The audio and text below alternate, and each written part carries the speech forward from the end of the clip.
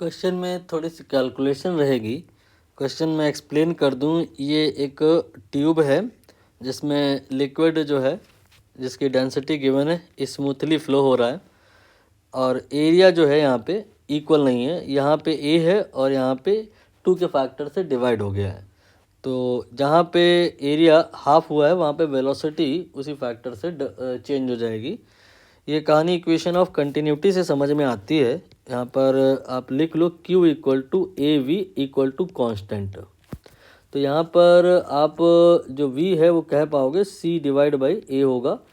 मतलब जो V होगा वो एरिया के इन्वर्स में होगा। जिधर एरिया हाफ हुआ है उधर V डबल हो जाएगा। मतलब अगर हम V1 को मान रहे हैं कि ये V है तो जो V2 है उसे हम कह सकते हैं, चूँकि एरिया आधा हुआ है तो वो डबल हो जाएगा 2V। वेरिएबल ज़्यादा नहीं होने देना है, बस ये ध्यान रखोगे तो कैलकुलेशन ज़्यादा नहीं बढ़ेगी। तो एरिया जो है हमने A1 A2 नहीं लिखा है, एक ही वेरिएबल के टर्म में लिख लिया A1 इक्वल टू A और A2 इक्वल टू A/2। यहाँ पर V1 V2 नहीं किया मैंने, V एक ही वेलोसिटी के टर्म में सब कुछ कर लिया। ये V है और ये 2V है। अब हम यहाँ पर प्रेशर P1 मान लेते हैं और यहाँ पे प्रेशर P2 मान लेते हैं और यहाँ जहाँ डॉटेड डॉटेड बनाया गया है वहीं पे H0 मान लो। तो H इक्वल टू 1 ये कह रहे हैं, वहाँ से पानी इन हुआ है और H इक्वल टू 0 पे आके आउट हुआ है। इक्वेशन ऑफ कंटिन्यूटी और बर्नौली प्रिंसिपल, दो बातें होती हैं, इनका ही यूज़ करके मोस्टली सारे क्वेश्चन होने होते हैं। एक का अगर यूज़ हो चुका है तो अब दूसरा रह गया है, उसका यूज़ कर लो। बर्नौली प्रिंसिपल का अब हम यूज़ करेंगे। वो क्या होता है कि P and then half rho V square and then rho G H, ये 3 लोग हैं, इनको जोड़ लो और ये आप निकाल लो। ये हर जगह बराबर रहेगा, जो यहाँ होगा वही यहाँ भी होगा।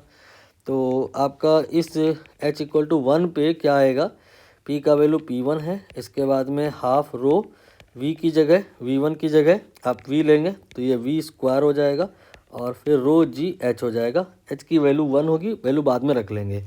और अब यही सेम क्वांटिटी हम यहाँ पे निकालेंगे।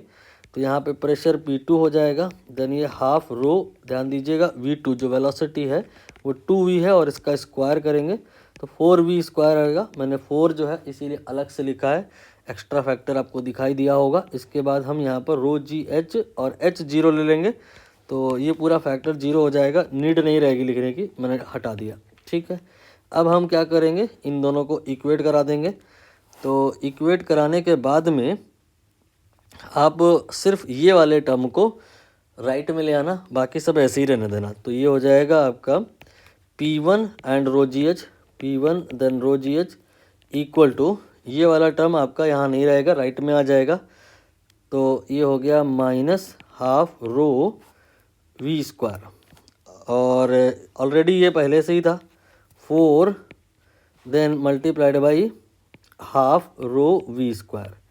ठीक है, और ये जो P2 है ये कहाँ गया, इसको आप लेफ्ट में ले आओ तो ये हो गया P1 माइनस P2। ये है प्रेशर डिफरेंस, इसे आप ओनली P कह सकते हो। तो P plus rho G H जो आ गया, ये आ गया 3 multiplied by half rho V square. You can say this is a change in या increase in kinetic energy when liquid flows from here to there, and this change here is because of two factor, one because of pressure energy and other because of potential energy।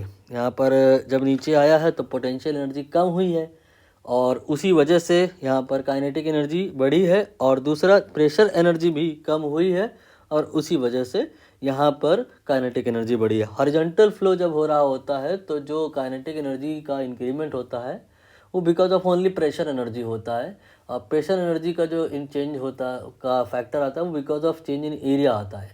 यहाँ पर area में भी change हुआ है, height में भी change हुआ है। तो एरिया के चेंज होने की वजह से प्रेशर एनर्जी भी चेंज हुई है और हाइट के चेंज होने की वजह से पोटेंशियल एनर्जी भी चेंज हुई है, और दोनों ही यहाँ पे इनफैक्ट डिक्रीज़ करी हुई हैं।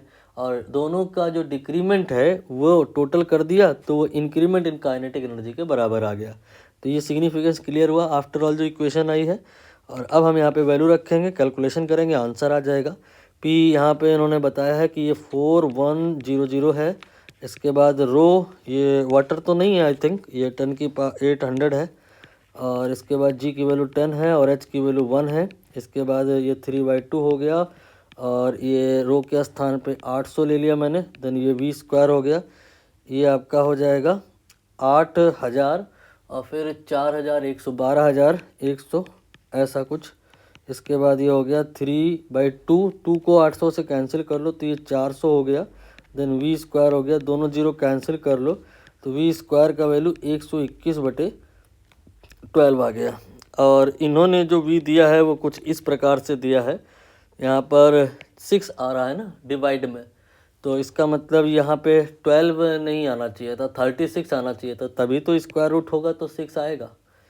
तो आप यहाँ पे एक काम करो, 3 से ऊपर नीचे गुणा कर लो तो ऐसे ही समझ में आ जाएगा कि 121 गुणे 3 300 क्या कहते हैं 63 होगा। जो अगर ऐसे नहीं समझ में आया तो ये जो इन्होंने कहा है वी, यही वी वैल्यू मान करके यहाँ पे पुट कर दो तो ये आ जाएगा x/36, ये आ जाएगा 121/12।